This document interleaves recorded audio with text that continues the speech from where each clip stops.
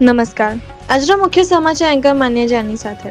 ઝઘડા તાલુકાના ફીંચવાડા ગામે તસ્કરોએ 2 મકાનને નિશાન બનાવી ₹25.82 લાખના સોના ચાંદીના દાગીના ચોરી કરી જતા ઉમલ્લા પોલીસે તપાસ શરૂ કરી હતી.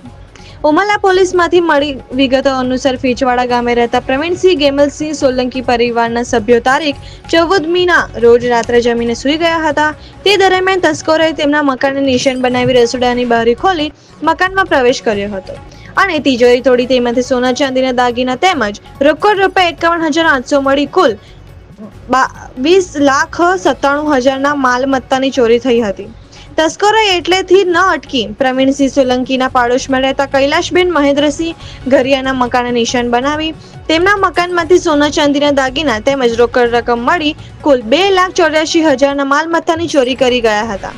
આ બંને મકાનોમાંથી કુલ મળી ₹25,82,000ના સોના ચાંદીના દાગીના અને રોકડ રકમની ચોરી થઈ હતી.